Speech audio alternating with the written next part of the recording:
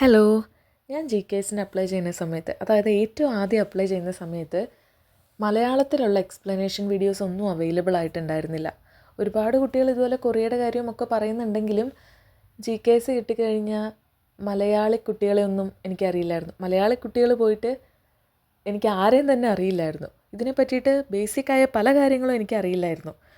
ഞാൻ ഈ അപ്ലൈ ചെയ്യുന്നതിന് 2-3 ദിവസം മുൻപാണ്, അതായത് ലാസ്റ്റ് ഡേറ്റിന് 2-3 ദിവസം മുൻപാണ് ഇതിൻ്റെ പല കാര്യങ്ങളെ പറ്റി അറിയുന്നത്.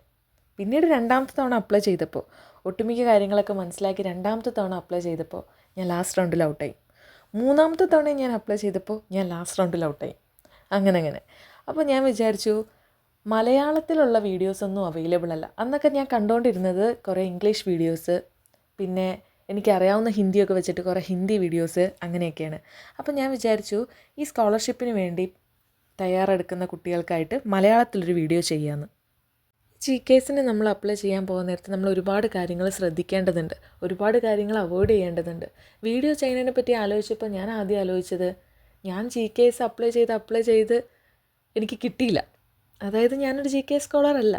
അപ്പോൾ ഞാൻ ഇതുപോലൊരു വീഡിയോ ചെയ്യണോ, അങ്ങനെ ഞാൻ വിചാരിച്ചു. പിന്നെ ഞാൻ ഓർത്തു ഒരു വീഡിയോ ചെയ്യാമെന്ന്. കാര്യം ഇത്രയും നാളും കൊണ്ട് ഞാൻ ഗ്യാദർ ചെയ്ത കുറേ ഇൻഫർമേഷൻസ് ഉണ്ട്. അത് ആർക്കെങ്കിലുമൊക്കെ പ്രയോജനപ്പെടുവാണെങ്കിൽ പ്രയോജനപ്പെട്ടോട്ടെ എന്ന് ഞാൻ വിചാരിച്ചു. അപ്പം ഞാനിതുപോലെ എൻ്റെ ജി കെ എസ് സ്കോളേഴ്സായ കുട്ടികളോട് സംസാരിച്ച് വെച്ചിട്ട് അവർ പറഞ്ഞ കുറേ കാര്യങ്ങൾ അതൊക്കെ ഗ്യാദർ ചെയ്തിട്ട് ഒരു വീഡിയോ ചെയ്യാമെന്ന് വിചാരിച്ചു. കൊറിയയിൽ വന്ന് പഠിക്കണമെന്ന് ആഗ്രഹമുള്ള ഒരുപാട് കുട്ടികളുണ്ട്. അവരിതുപോലെ തെറ്റായ ഇൻഫർമേഷൻ കിട്ടി വേറൊരു ഇതിനകത്തേക്ക് പോകണ്ട, അങ്ങനെയൊക്കെ ഞാൻ ആലോചിച്ചു. അപ്പോഴാണ് ഞാൻ വിചാരിച്ചത് എൻ്റെ യൂട്യൂബ് ചാനലിൽ ഇന്ന് മുതൽ ഒരു സീരീസായിട്ട് വീഡിയോസ് സ്റ്റാർട്ട് ചെയ്യാമെന്ന്. അപ്പോൾ എല്ലാവരും ഇഷ്ടപ്പെട്ട ഒന്ന് സബ്സ്ക്രൈബ് ചെയ്തേക്കണേ.